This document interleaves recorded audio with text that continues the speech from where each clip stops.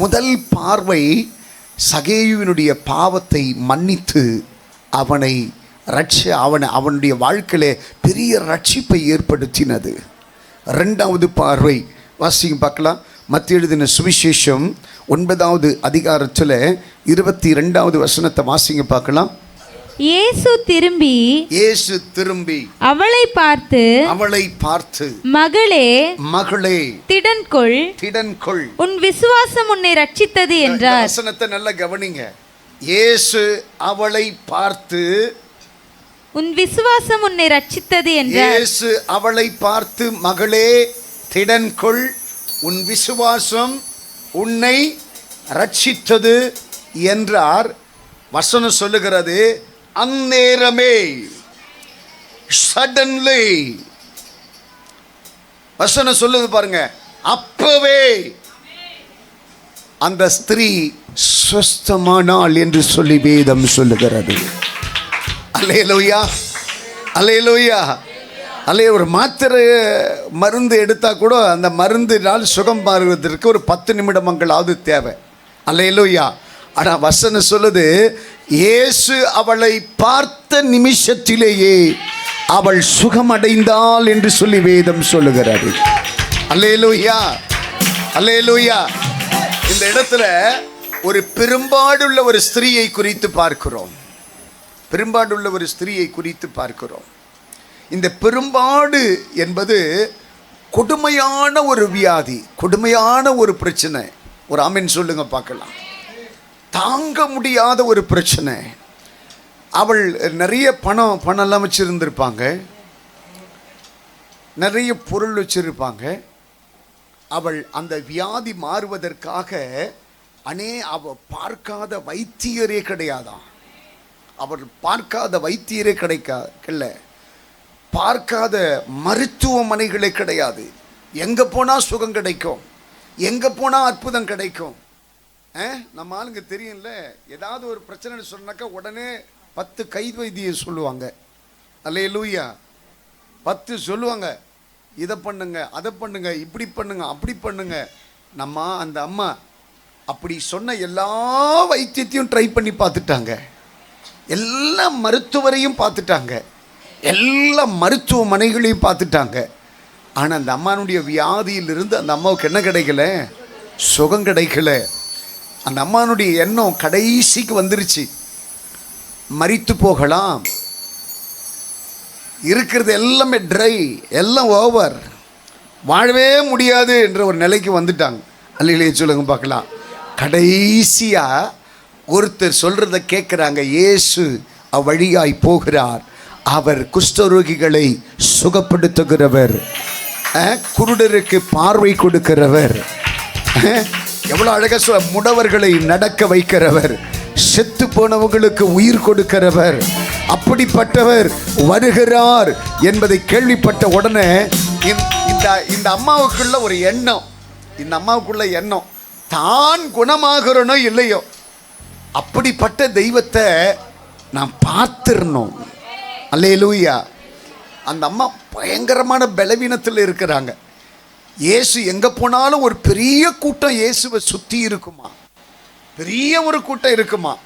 அந்த கூட்டத்தை தாண்டி இயேசுவை பார்ப்பது என்பது ஒரு சாதாரண, ஏன்னா எல்லாருக்குமே பிரச்சனை, எல்லாருடைய பிரச்சனையும் ஒருவரை ஒருவர் முந்திக் கொண்டார்களா.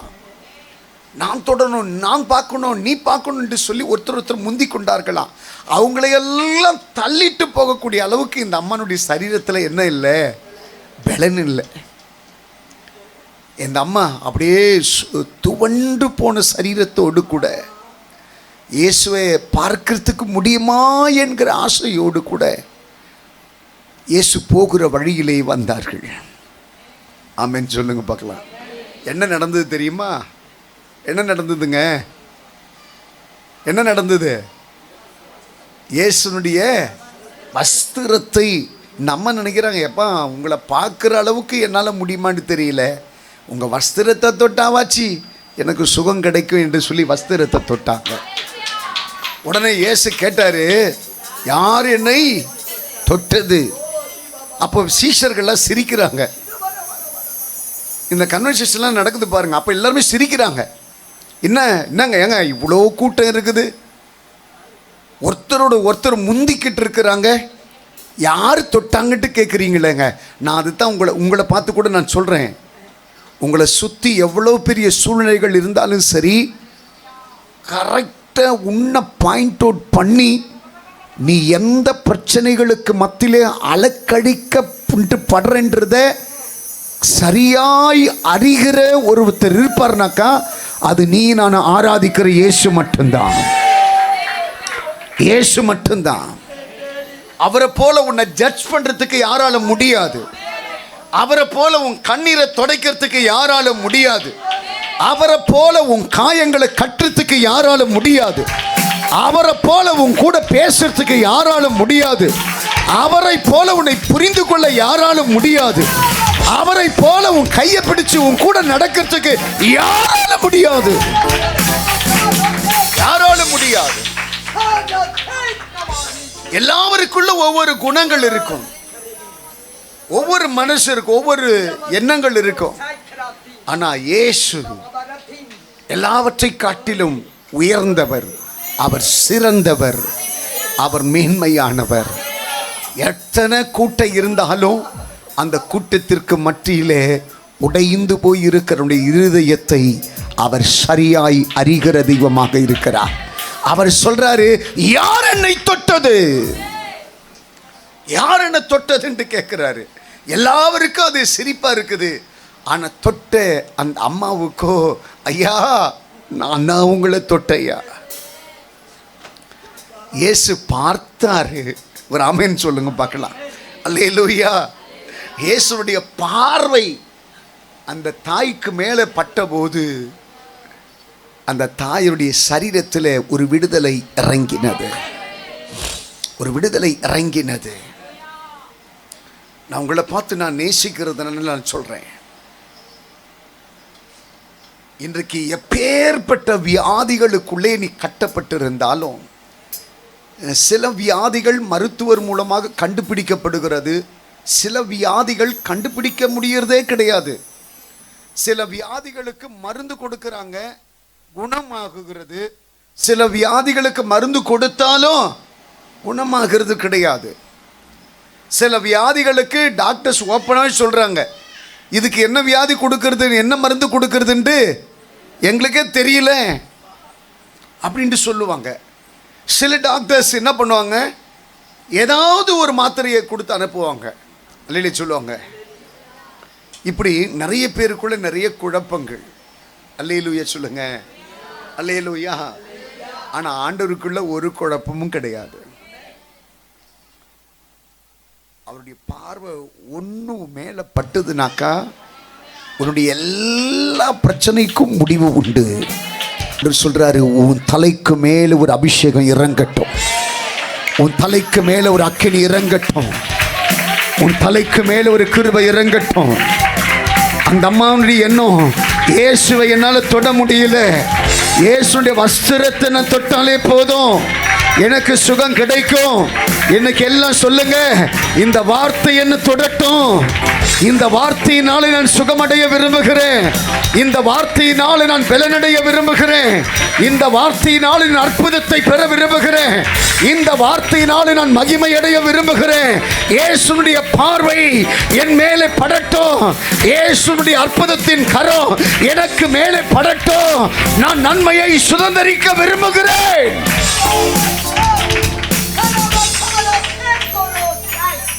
எத்தனை பேர் ஆமென் சொல்லுங்க? எத்தனை பேர் ஆமென் சொல்லுங்க? இயேசுனுடைய பார்வை உனக்கு மேல வரத்துக்கு உனக்குள்ள இருக்க வேண்டியது என்ன தெரியுமா? ஏக்கம், ஏக்கம், தாகம் இருக்கணுமா? ஐயோ என்ன இருந்தாலும் சரி ஆண்டுடைய சமூகத்திற்கு நான் போயிடணும், ஐயோ என்ன இருந்தாலும் சரி ஒரு கடவுளுடைய வார்த்தையை நான் கேட்டுறணும், ஐயோ என்ன இருந்தாலும் சரி ஆண்டுடைய சமூகத்தில் எனக்கு ஒரு இடம் வேணும். இந்த தாகம் வேணுங்க, இந்த தாகம் வேணுங்க. இந்த இடத்துல இருக்கிற நிறைய பேருக்கு கர்த்தர் சம்பூர்ணத்தை கர்த்தர் கொடுத்தார், நிறைய பேருக்கு சபை தேவைப்படலை. ஒரு ஆமென் சொல்லுங்க பார்க்கலாம். கடவுள் தேவைப்படலை. அல்லேலூயா. நான் இந்த லைவ் பார்க்குறவங்களுக்கு கூட நான் சொல்கிறேன், கர்த்தர் உன்னை சம்பூர்ணமாய் வைத்திருப்பது நீ சம்பூர்ணமாய் நீ சுகத்தோடு கூட இருப்பதற்காக அல்ல, உன் தேவனாகிய கர்த்தருக்கு உண்மையாய் இருப்பதற்கு, அவர் நடத்தி வந்த வழிகளை எல்லாம் நினைத்து அவருக்கு நன்றி செலுத்துவதற்கு. ஆண்டவர் சொல்றாரு, உங்களை நடத்தி வந்த தெய்வத்தை துதிப்பீர்களாக. அவர் அழகா சொல்றாரு. அல்லேலூயா. நம்ம புரிஞ்சுக்கணுங்க, நம்மளை கர்த்தர் எப்படி டேக் ஓவர் பண்ணி கர்த்தர் கொண்டு யாருக்கிட்ட இருந்து கர்த்தர் நம்மளை காப்பாற்றி கொண்டு வந்தார். அல்லேலூயா. யாருக்கிட்ட இருந்து கர்த்தர் என்னை விடுவிச்சாரு, யாருக்கிட்ட இருந்து கர்த்தர் எனக்கு உதவி செய்தார்.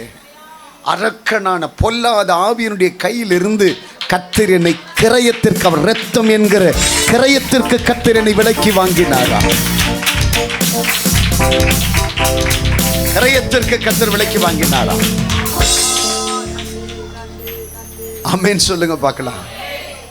சில நேரத்தில் சில காரியத்தை நம்ம செய்யலைன்னா மனசு வலிக்கும், மனசு வலிக்கும். இவ்வளவு நன்மை எனக்கு செய்த பிறகு கூட அவரை நான் மறந்துட்டேனே, அவரை என்னால் தேட முடியலையே, அவரை என்னால் பாட முடியலையே, அவருக்காக என்னால் வாழ முடியலையே, அவரோடு கூட என்னால் இருக்க முடியலையே. ஒரு ஆமென் சொல்லுங்க பார்க்கலாம். அப்படின்றது மனசு வலிக்கும், வலிக்கும். உண்மையான ஆத்துமா இருந்துனாக்கா அது வலிக்கும். அல்லேலூயா. ஏன்னா அவ்வளவு நன்மைகளை கர்த்தர் செய்திருக்கிறார், அவ்வளவு கிருபைகளை கர்த்தர் தந்திருக்கிறார். அந்த ஏக்கம் அந்த பெரும்பாடுள்ள ஒரு ஸ்திரீக்கு இருந்ததுனால்தான் கர்த்தருடைய கண் அந்த சகோதரிக்கு மேலே பட்டது. பட்ட மாத்திரத்திலேயே அந்த வியாதி அவளை விட்டு நீங்கி போனது. நான் உங்களை பார்த்து சொல்கிறேன், கர்த்தருடைய கண் உங்கள் மேலே பட ஆரம்பிச்சிச்சுனாக்கா, ஆண்டவருடைய கண் உங்களுக்கு மேலே படுற மாதிரி அவரை நீங்கள் வைராக்கியமாக பின்பற்ற ஆரம்பிச்சிங்கனாக்கா, உங்கள் வாழ்க்கையில் இருக்கிற எல்லா பிரச்சனைகளுக்கும் எல்லா வியாதிகளுக்கும் ஒரு முடிவை கர்த்தர் ஏற்படுத்துவார், முடிவை ஏற்படுத்துவார். நான் எப்போவுமே சொல்லுவேங்க, நான் சொல்கிறது ஒரு நகைச்சுவையாக கூட நீங்கள் எடுத்துக்கலாம். நான் எப்போவுமே சொல்லுவேன், ஆண்டவர்கிட்ட லஞ்சம்லாம் கொடுத்து ஆசீர்வாதங்கள் வாங்க முடியாது, லஞ்சம்லாம் கொடுத்து சுகத்தை வாங்க முடியாது, லஞ்சம்லாம் கொடுத்து பிளஸ்ஸிங்கை வாங்க முடியாது. ஆண்டவர்கிட்ட எல்லாம் வாங்கணுன்னாக்கா ஆண்டவருக்கு முன்னாடி உண்மையாக இருக்கணுமா, உண்மையாக இருக்கணுமா. அதனால தான் நான் ஒரு மனசில் பெரிய தீர்மானம் வச்சுருக்கிறேன், ஆண்டவரே யார் எப்படி இருந்தாலும் சரி, நான் வாழ்கிற வாழ்க்கை உங்களுக்கு பிரியமாக இருக்கணும், நான் வாழ்கிற வாழ்க்கை உங்களுக்காக இருக்கணும், அது உங்கள் கூட இருக்கணும். எந்த சூழ்நிலையிலையும் என்ன நடந்தாலும் சரி, அல்லேலூயா, ஆண்டுடைய சமூகத்தில் வந்து உட்கார்ந்துடணும், ஆண்டுடைய சமூகத்தில் வந்து உட்காரணும். சாக்கு போக்கு சொல்லவே கூடாது. எனக்கு கை முடியல, எனக்கு கால் முடியல, பேச முடியல, எனக்கு தலை வலிக்குது, உடம்பு வலிக்குது, கால் வலிக்குதுன்றதெல்லாம் சாக்கு சொல்லக்கூடாது. உங்களை சொல்லலை, என்ன சொல்கிறேன், நான் என்ன சொல்லிக்கிறேன். எப்போவுமே சாக்கு சொல்லிவிட்டு வீட்டில் நல்லா ஏசியை போட்டு படுத்து தூங்கிட்டு இருக்கக்கூடாது. அல்லேலூயா. நான் உங்களை சொல்லலை, என்ன சொல்கிறேன், தூங்கிட்டு இருக்கக்கூடாது. நேரம் நமக்கு கிடைச்ச உடனே ஆண்டோடைய சமூகத்தில் வந்து இந்த இடத்துல வந்து உட்கார்றது அவ்வளோ சந்தோஷங்க. நான் அனுபவிக்கிறதுனால நான் சொல்கிறேன். எனக்கு வெளியில் இருக்கும்போது கூட நிறைய பலகீனங்கள் இருக்குது, நிறைய பிரச்சனைகள் இருக்குது. ஆனால் இந்த இடத்துல வந்து நின்றுட்டேனாக்கா ஏதோ புதுசாக பிறந்தது போல ஒரு ஆரோக்கியம் வருது. ராமன் சொல்லுங்க பார்க்கலாம். அவ்வளோ பெரிய ஒரு சந்தோஷம் ஆண்டுடைய சமூகத்தில் நமக்கு புதிதாக்கப்படுகிறதா. ஒரு ஒரு ஒரு புதிய சிருஷ்டியினுடைய அனுபவத்தை கர்த்தர் கொடுத்துட்டே இருக்கிறார். அல்லேலூயா. காரணம் என்ன கேட்டீங்கன்னாக்கா, அவருடைய சமூகத்தில் இருக்கிற அந்த ஏக்கம், அந்த பாரம் இன்னும் கூட ஆண்டவரை தேட சொன்னால், ஆண்டவருடைய அந்த நேரத்தை செலவு பண்ண சொன்னால் நான் கொஞ்சம் கூட பால் மாறவே மாட்டேன். இன்னும் ஆண்டவருக்காக வாழணும். அதனால தான் நீங்கள் என்னை கவனித்து பார்த்தீங்கன்னா தெரியும், ஒன்றுத்துக்கும் உதவாத குப்பை நான், தகுதியே இல்லாத மனுஷன் நான். இன்னைக்கு என்னை நடத்திட்டு இருக்கிறதெல்லாம் நான் யோசித்து பார்த்தா எனக்கே ஆச்சரியமாக இருக்குது. இந்த மனுஷனுக்கு மேலே இவ்வளோ கிருபை வச்சிருக்கிறாரா? இந்த மனுஷனுக்கு மேலே இவ்வளோ இரக்கம் வச்சிருக்கிறாரா? இந்த மனுஷனை இந்த அளவுக்கு உயர்த்த முடியும்னாக்கா என்னை காட்டிலும் மேலானவங்களாம் இந்த இடத்துல இருக்கிறீங்க. அப்போ உங்களை உயர்த்துவது எவ்வளவு லேசான காரியம். ஆனால் ஒன்னே ஒன்று தான், வைராக்கியம்.